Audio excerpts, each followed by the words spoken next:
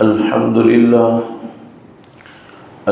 لله وكفى وسلام على عباده الذين اصطفى أما بعد أعوذ بالله من الشيطان الرجيم بسم الله الرحمن الرحيم وقال ربكم ادعوني أستجب لكم إن الذين يستكبرون عن عبادتي سيدخلون جهنم داخرين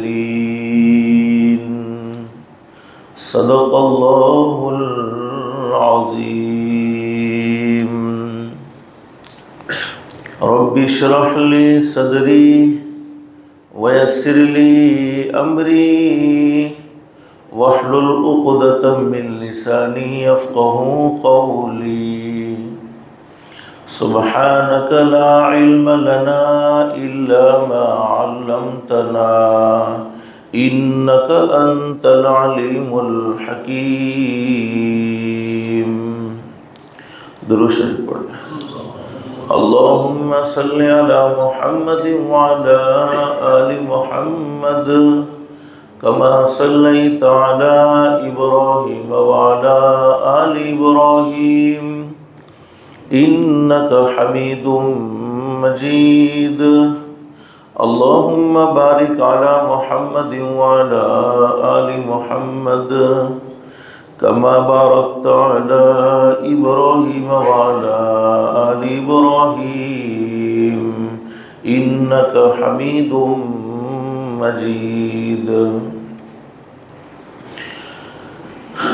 آج رمضان المبارک کے مہینے کا 23واں روزہ ہے۔ 2 تاک راتیں گزر گئی، اب بس کچھ چند گنے چنے دن باقی رہ گئے ہیں۔ اللہ سے دل سے دعا کر لو اللہ ہم سب کو ان دنوں کی قدر دانی کی توفیق و سعادت نصیب فرمائے۔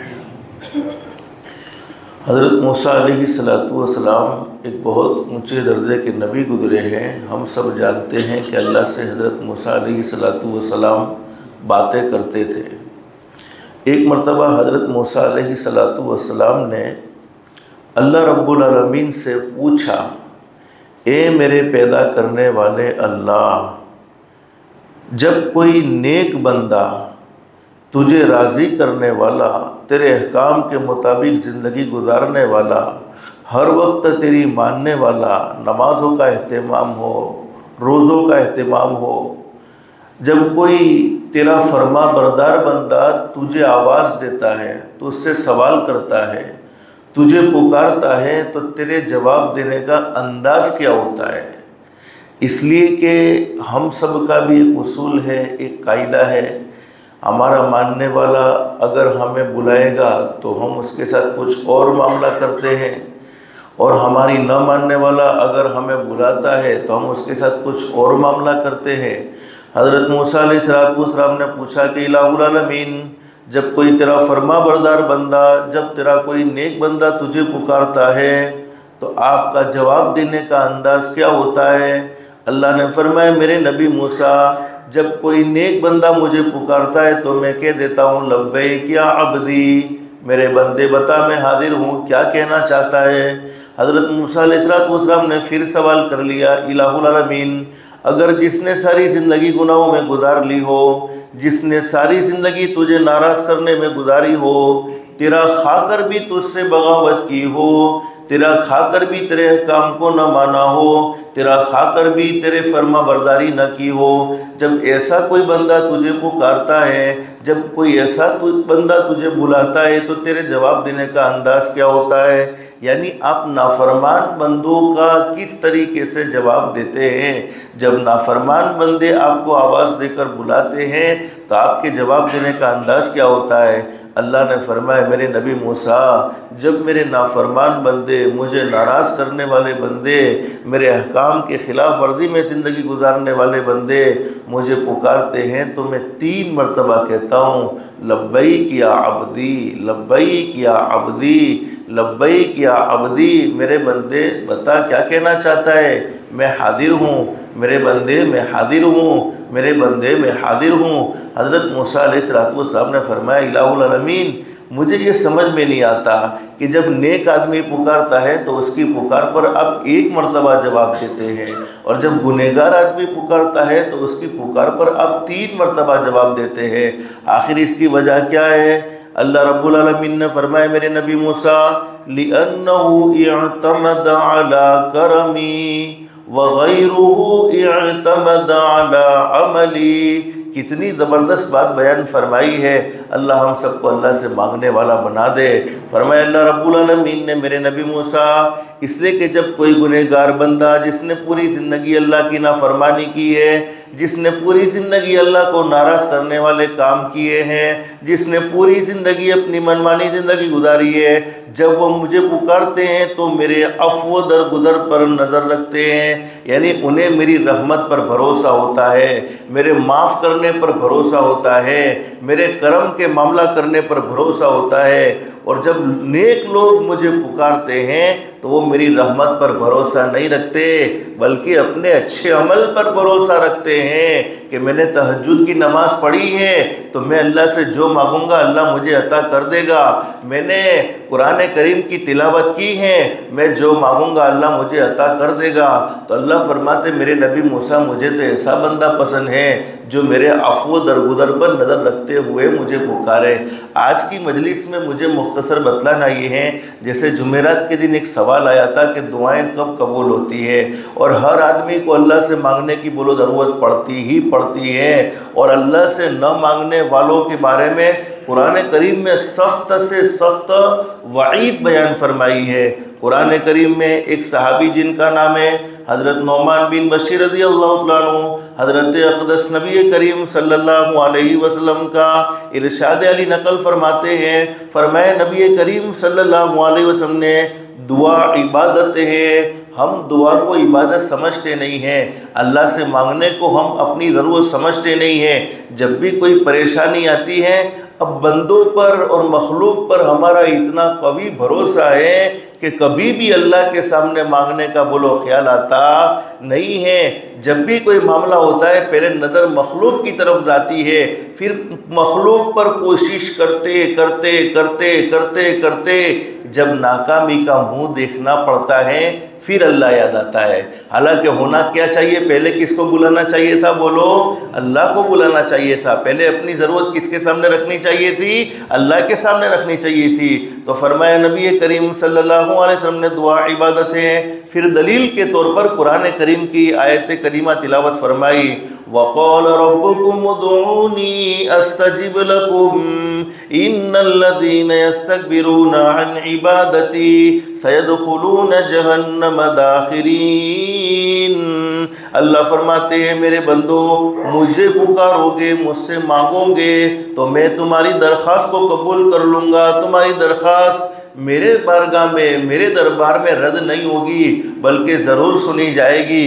دنیا والوں کے سامنے مانگو گے تو ممکن ہے تمہیں ملے بھی نہ ملے، لیکن مجھ سے سوال کرو گے تمہارا سوال ضرور پورا کیا جائے گا۔ پھر فرمایا اللہ رب العالمین فرماتے ہیں جو لوگ میری عبادت سے یعنی دعاؤں سے منہ موڑتے ہیں، یعنی دعا کو عبادت سمجھتے نہیں ہیں، دعا کو وہ اپنی ضرورت سمجھتے نہیں ہیں، ان قریب مرتے ہی وہ قرآن کریم کا آیت کریمہ کا ترجمہ ان قریب مرتے ہی وہ ذلیل ہو کر جہنم میں داخل ہوں گے۔ اللہ ہم سب کی حفاظت فرمائے۔ تو یہ کچھ چند گنے چنے دن باقی رہ گئے ہیں، اللہ سے مانگنے کا خاص طور پر اہتمام کریں گے۔ سب سے بڑی بات تو اللہ سے یہ مانگ لینی چاہیے کہ اللہ ہم اس قابل تو ہے نہیں کہ تو ہم پر کرم کا معاملہ فرمائے، رحم کا معاملہ فرمائے، پھر بھی تیرے نبی حضرت محمد الرسول اللہ صلی اللہ علیہ وسلم کے امتی ہونے کی لاج رکھتے ہوئے ہم سب کے گناہوں کو معاف فرما دے۔ صحابہ کرام کی اسی طریقے سے عاجزی کے ساتھ دعا ہوا کرتی تھی کہ اللہ میں ایسے عمل تو نہیں کرتا ہوں کہ تجھ سے جنت کا سوال کروں، حالانکہ ان کی تو پوری راتیں عبادت میں گزرتی تھی، پھر بھی سوال کیا کرتے اللہ میں ایسا تو کوئی عمل کرتا نہیں ہوں کہ تجھ سے جنت کا سوال کروں، بس اتنا مانگتا ہوں کہ تو اپنے فضل و کرم سے مجھے جہنم سے بچا لینا۔ حدیث شریف میں موجود ہے، حضرت ابو ذر غفاری رضی اللہ عنہ فرماتے ہیں نبی کریم صلی اللہ علیہ وسلم نے جب دعاؤں کی اہمیت کو بیان فرمایا تو حضرت ابو ذر غفاری رضی اللہ عنہ فرماتے ہیں نیکیوں کے ساتھ جب کوئی آدمی اعمال صالحہ کا پابند ہے، اعمال صالحہ کا پابند آدمی کون کہلائے گا؟ جس کی زندگی میں 5 وقت کی نماز ہے، جس کی زبان سے کسی کو تکلیف پہنچتی نہیں ہے، جس کی ذات سے لوگ محفوظ ہے، یعنی مخلوق بھی اس کے ساتھ اچھا معاملہ کرتی ہے، یعنی وہ مخلوق کو اپنے شر سے نقصان پہنچاتا نہیں ہے اور اپنے خالق کے بھی حقوق کی ادائیگی کا اہتمام کرتا ہے، تو نیکیوں کے ساتھ اتنی دعا کافی ہو جاتی ہے جتنا کھانے میں نمک کافی ہو جاتا ہے۔ اب میں اپنا جائزہ لے لوں، آپ اپنا جائزہ لے لو کہ ہماری زندگی میں اتنے کون سے نیک اعمال ہیں کہ ہم اتنی دعا پر بس کر بیٹھے ہیں، بلکہ زندگی میں کوئی ایک نماز بھی ہمیں ایسی نظر نہیں آتی کہ اس نماز کا واسطہ دے کر ہم اللہ سے مغفرت کی بھیک مانگ سکے، زندگی کا کوئی ایک روزہ بھی ہمیں نظر نہیں آتا کہ اس روزے کا واسطہ دے کر اللہ سے مغفرت کی بھیک مانگ سکے۔ بس مانگیں گے تو جیسا حضرت موسیٰ علیہ السلام سے اللہ نے فرمایا نا کہ میرے عفو درگزر پر کرم پر نظر رکھتے ہوئے کوئی بندہ مجھے پکارتا ہے تو میں اس کی پکار کو بولو رد کرتا، لیکن یہ مت سمجھے کہ بھئی میں نے فلانا عمل کیا ہے تو اللہ کو دیناش پڑے گا، نہیں، تمہارا فلانا عمل اللہ کی بارگاہ میں قبول بھی ہوا ہے کہ نہیں ہوا۔ بہت سے لوگ تہجد کی نماز پڑھتے ہیں، نہیں پڑھنے والوں پر ملامت کرتے ہیں، تو پڑھنے والوں کو یہ بھی تو سوچ لینا چاہیے بھائی تم نے تہجد کی نماز پڑھی ہے، تمہاری نماز اللہ کی بارگاہ میں منظور ہوئی بھی ہے یا نہیں ہوئی ہے۔ اللہ ہم سب کی عبادتوں کو قبول فرمائے۔ حضرت موسیٰ علیہ السلام نے اللہ رب العالمین سے سوال کیا کون سی گھڑی میں تجھ سے دعا مانگی جائے اور تو اس دعا کو اپنی بارگاہ میں ضرور منظور فرما لے، یعنی وہ دعا رد ہوئے ہی نہیں بلکہ جیسا مانگا فوراً مل جائے۔ اللہ رب العالمین نے فرمایا میرے نبی موسیٰ تم میرے بندے ہو اور میں تمہارا رب ہوں، جب بھی تم سے مانگو گے میں دعا کو قبول کر لوں گا۔ حضرت موسیٰ علیہ السلام نے پھر سوال کیا کہ اللہ پھر بھی ایسی کوئی گھڑی تو بتا دے کہ اس گھڑی کا خاص لحاظ رکھ کر تجھ سے دعا مانگی جائے، تو اللہ نے فرمایا میرے نبی موسیٰ آدھی رات کے وقت دعا مانگو، اس وقت کوئی ظلم کرنے والا ظالم بھی مجھے پکارتا ہے تو میں اس کی پکار کو ضرور سن لیتا ہوں۔ حالانکہ ظلم بڑا خطرناک گناہ، حدیث شریف میں لکھا ہے کہ دنیا کی زندگی میں جتنے بھی گناہ ہو گئے مجھے تو رحمت کی حدیثوں کو پڑھنے پر اللہ کی ذات علی سے یہ امید ہے کہ اللہ حقوق اللہ کی کوتاہی تو ضرور معاف کر ہی دے گا، نمازوں میں کمزوری ہے اللہ معاف ضرور کرے گا، رمضان کے روزوں میں کمزوری ہے سچے دل سے معافی مانگیں گے اللہ ضرور معاف کرے گا۔ پکڑ آدمی کی ہو جائے گی حقوق العباد کے معاملے میں۔ حدیث شریف میں فرمایا نبی کریم صلی اللہ علیہ وسلم نے دنیا کی زندگی میں جتنے بھی گناہ کیے، جتنی بھی اللہ کی نافرمانی کی ہے، اللہ رب العالمین بڑا کریم ہے، بڑا رحیم ہے، چاہے تو ان گناہوں کو معاف فرما دے، چاہے تو ان گناہوں کی سزا آخرت پر مؤخر کر لے، لیکن 2 گناہ ایسے ہیں جن کی سزا مرنے سے پہلے دنیا میں ضرور مل جاتی ہے۔ نمبر 1 جس نے کسی پر ظلم کا معاملہ کیا، اور ترمذی شریف میں حدیث موجود ہے، ہمارے نبی نے قسم کھا کر یہ بات بیان فرمائی ہے، میرے نبی فرماتے اللہ کی قسم جس کے قبضے میں محمد کی جان ہے، جس نے اللہ کی راہ میں مال خرچ کیا ہو اور وہ غریب بن گیا ہو ویسا کبھی نہیں ہوا ہے، بلکہ ہمارے نبی قسم کھا کر فرماتے ہیں اللہ کی راہ میں مال خرچ کرنے والا امیر ہی بنتا چلا جاتا ہے۔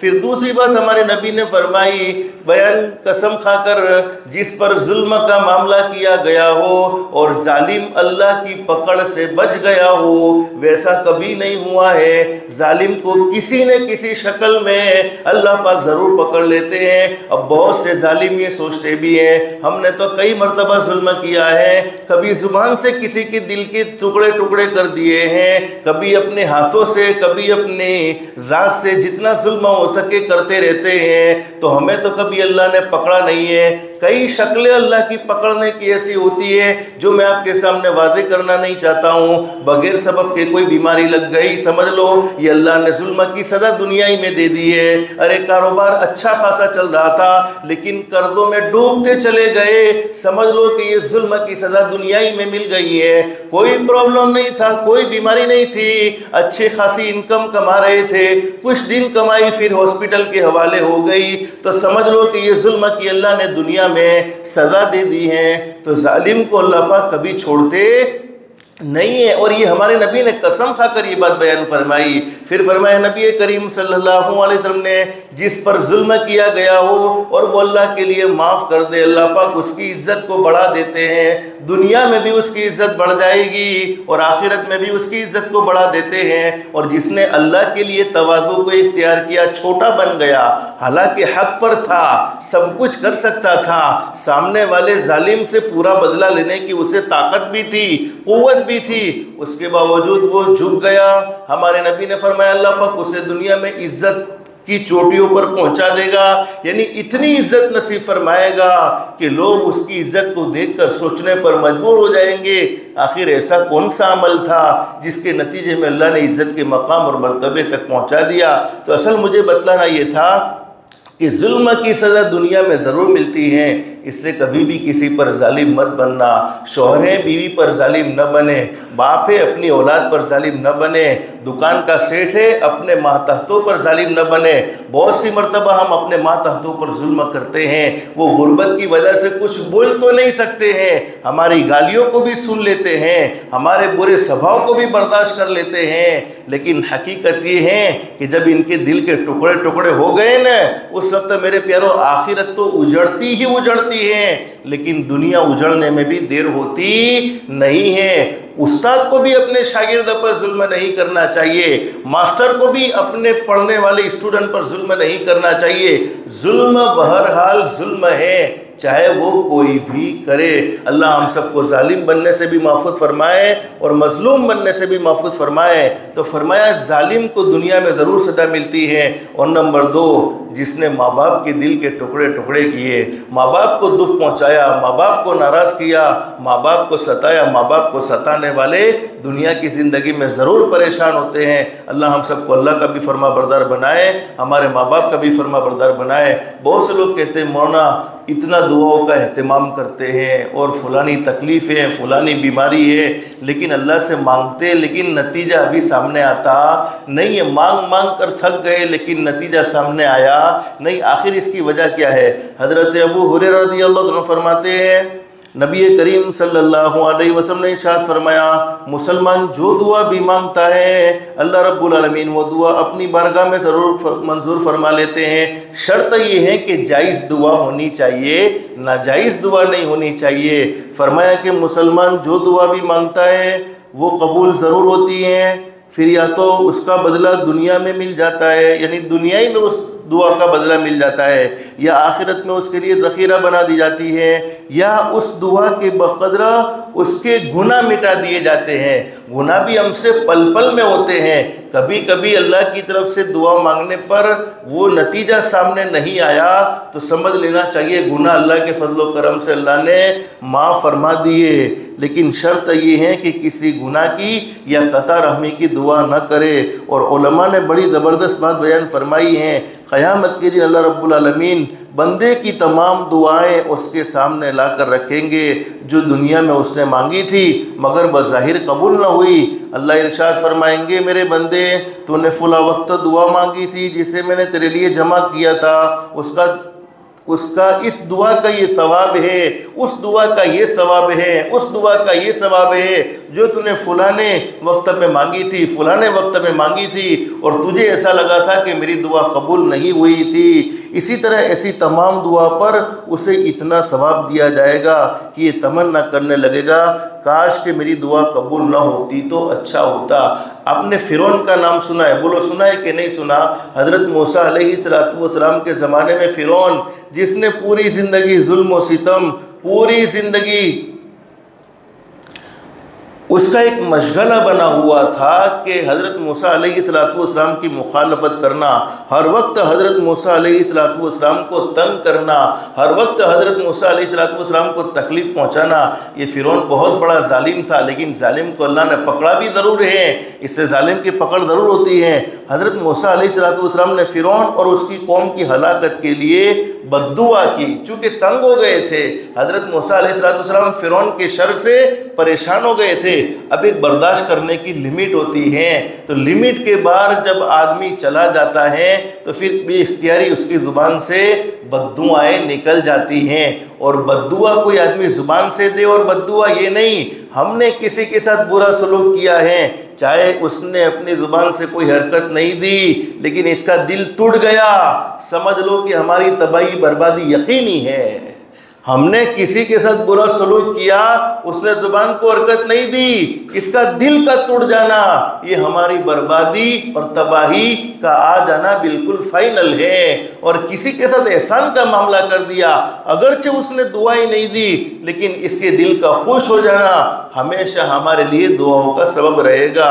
اسی لیے علماء فرماتے ہیں دعائیں کروائی نہیں جاتی، دعائیں لی جاتی ہیں۔ ہم دعائیں کروانے کے عادی ہیں، دعائیں لینے کے عادی نہیں ہیں۔ ورنہ اگر ہم سے کوئی یوں کہہ دے وے کہ میرے پیاروں کہ ہم نے کتنا اللہ سے دعائیں مانگنے کا اہتمام کیا، تو اس معاملے میں بھی ہم بہت پیچھے ہیں، اور ہم نے کتنی دعائیں لی تو اس معاملے میں بھی ہم بہت پیچھے ہیں۔ سب سے بڑی دعائیں تو ہمارے ماں باپ کی ہوتی ہیں۔ حضرت مولانا پیر ذوالفقار صاحب نقشبندی دامت برکاتہم فرماتے ہیں ماں اگر کافرہ بھی ہو، مشرکہ بھی ہو، بے عمل بھی ہو، پھر بھی اپنی اولاد کے حق میں جو دعا مانگتی ہیں اس دعا کو اللہ اپنی بارگاہ میں ضرور منظور فرماتے ہیں۔ اب ہم مولانا صاحب سے تو کہتے ہیں کہ دعا کرنا، کبھی تیری ماں سے بھی کہا کہ اماں میرے لیے دعا کرنا، یا کبھی ماں کے ساتھ ایسا سلوک بھی ہمارا رہا کہ ہماری ماں نہ چاہتے ہوئے ہمیں دعا دے دے؟ نہیں، ویسا نہیں ہوتا ہے، اس لیے کہ ہم ماں کی دعا کو دعا سمجھتے ہی نہیں ہے۔ اللہ ہم سب کو ہمارے ماں باپ کی قدردانی کی توفیق نصیب فرمائے۔